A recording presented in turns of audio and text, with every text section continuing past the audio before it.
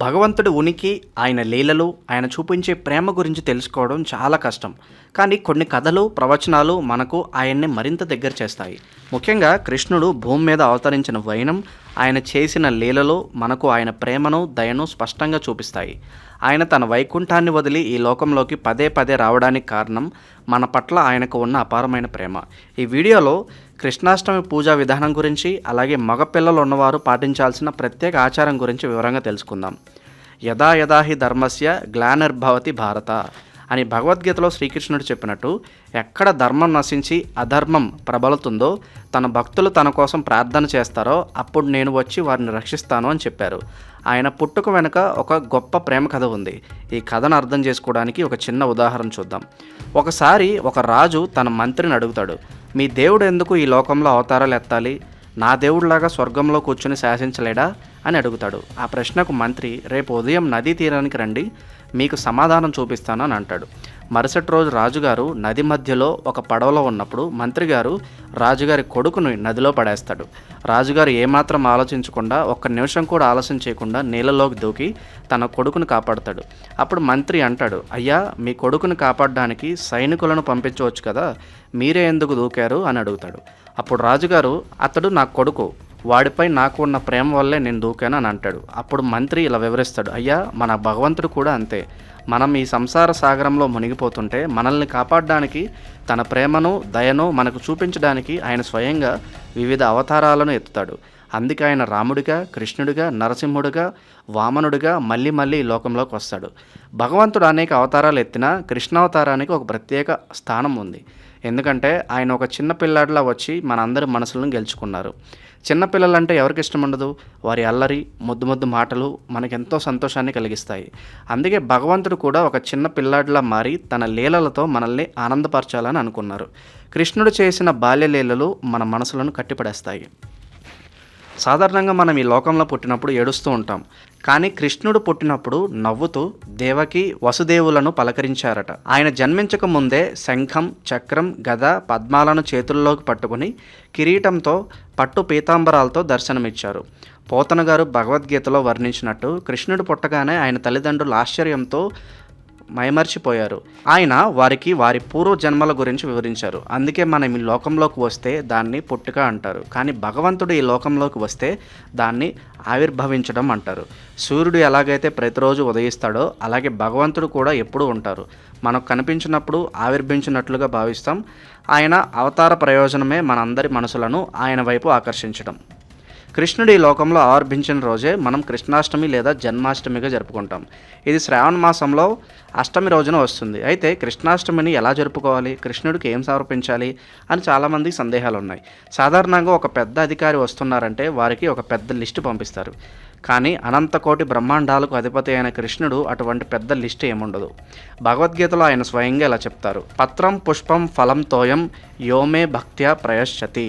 అంటే నాకు భక్తితో ఒక ఆకు, ఒక పువ్వు, ఒక పండు లేదా కాసిన నీళ్లు సమర్పించినా చాలు, నేను సంతోషంగా స్వీకరిస్తాను అని ఆయన చెప్తారు. పత్రం అంటే తులసి దళాలు లేదా ఏవైనా ఆకులు. తులసి అంటే కృష్ణుడికి చాలా ఇష్టం. రుక్మిణీదేవి ఒక తులసి దళంతో కృష్ణుడిని ఆకట్టుకుంది అని మనం విన్నాం. పుష్పం అంటే పూలు, ఫలం అంటే పండ్లు, తోయం అంటే నీరు.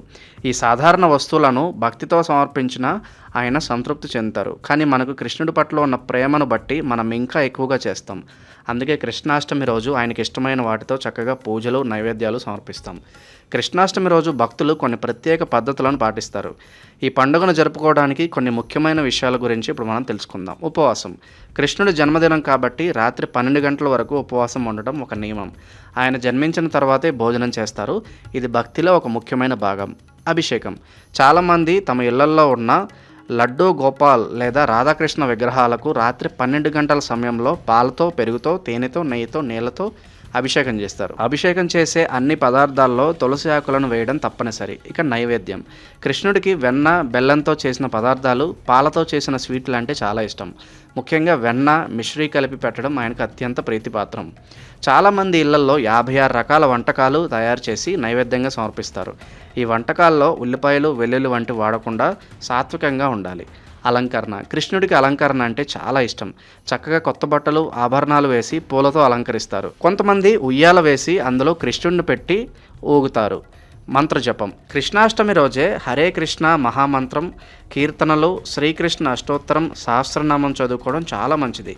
కీర్తనలు అంటే కృష్ణుడికి చాలా ఇష్టం. అన్నమాచార్యులు, త్యాగరాజు వంటి గొప్ప కవులు కీర్తనలు పాడుతూ కృష్ణుడిని ఆరాధించారు. ఆలయ దర్శనం. ఇంట్లో పూజలు చేసుకోవడంతో పాటు దగ్గరలోని కృష్ణ మందిరాలను సందర్శించడం మంచిది. ఆలయాల్లో ఉండే వాతావరణం, వైభవంగా జరిగే పూజలు, అభిషేకాలు, నైవేద్యాలు మనకు ఒక గొప్ప ప్రేరణను కలిగిస్తాయి. గోసేవ, దానం. గోవులంటే కృష్ణుడికి చాలా ఇష్టం. అందుకే ఆ రోజు గోసేవ చేయడం, అన్నదానం చేయడం చాలా పుణ్యం. మగపిల్లలు ఉన్న తల్లిదండ్రులు తప్పనిసరిగా చేయవలసిన ఒక పని.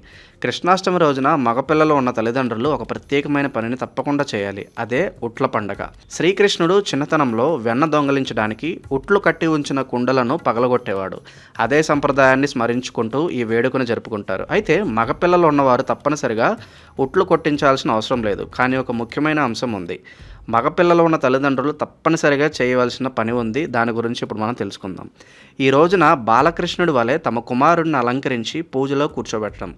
కన్నయ్య బాల్యం చాలా అల్లరిగా, ఉల్లాసంగా ఉంటుంది. అలాగే తమ పిల్లలు కూడా ఎప్పుడూ ఆనందంగా, ఆరోగ్యంగా, అల్లరి చిల్లరిగా ఉండాలని కోరుకుంటూ ఇలా అలంకరణ చేస్తారు. తమ చిన్నారుల్లో కృష్ణుడి రూపం చూసుకుని మురిసిపోతారు. ఇలా చేయడం వల్ల కృష్ణుడు తమ బిడ్డలను రక్షించి వారికి మంచి భవిష్యత్తును ఇస్తాడని నమ్ముతారు. శ్రీకృష్ణుడి బాలరూపంలో ఆరాధిస్తే పిల్లలకు ఎలాంటి అపాయాలు కలగవని, వారు జ్ఞానవంతులుగా, ధైర్యవంతులుగా ఎదుగుతారని పెద్దలు చెప్తారు. కనుక మీ ఇంట్లో మగపిల్లలు ఉంటే తప్పకుండా వారికి చిన్ని కృష్ణుడిగా అలంకరించి పూజలో పాల్గొనేలా చేయండి. సాధారణంగా మనం కృష్ణాష్టమి రోజు కృష్ణుడి పాదాలను ఇంటి లోపల నుండి బయటికి వేస్తాం. అంటే కృష్ణుడు మన ఇంట్లోకి వస్తున్నట్లు భావిస్తాం. అయితే కృష్ణుడిని ఇంట్లోకి ఆహ్వానించినంత ముఖ్యమైనది ఆయన్ని ఇంట్లోనే ఎల్లప్పుడూ ఉండేలా చూసుకోవడం. అంటే కేవలం కృష్ణాష్టమి రోజు మాత్రమే పూజ చేసి వదిలేయకూడదు. ఆ రోజు మనం ఒక సంకల్పం తీసుకోవాలి. కృష్ణ, ఈ రోజు నుంచి నీ భక్తిని శ్రద్ధగా పాటిస్తాను, రోజు భగవద్గీత చదువుతాను, నీవు చెప్పిన ధర్మాన్ని పాటిస్తాను అని కృష్ణుడికి మన ప్రేమను తెలిపితే ఆయన ఎల్లప్పుడూ మన ఇంట్లోనే ఉంటాడు. మన జీవితంలో ప్రతిరోజు కృష్ణాష్టమిలాగే ఉంటుంది. అదే మన జీవితానికి నిజమైన లక్ష్యం. ఇలా కృష్ణుడిని ఒక్కసారి నమ్ముకుంటే ఆయన ఎప్పుడూ మనతోనే ఉంటారు. ఈ కృష్ణాష్టమి పండుగ రోజు మనం కేవలం వేడుకలు జరుపుకోవడమే కాకుండా కృష్ణుడిని మన హృదయంలో స్థిరంగా ఉంచుకోవడానికి ఒక సంకల్పం తీసుకుందాం. ఈ వీడియో మీకు నచ్చినట్లయితే లైక్ చేయండి, షేర్ చేయండి. ఇలాంటి మరిన్ని వీడియోల కోసం ఛానల్ని సబ్స్క్రైబ్ చేసుకోండి. అలాగే బెల్ ఐకాన్ నొక్కండి. దీని ద్వారా మేము చేసే ప్రతి వీడియో నోటిఫికేషన్ రూపంలో మీ వద్దకు చేరుతుంది. సర్వేజన సుఖినో భవంతు.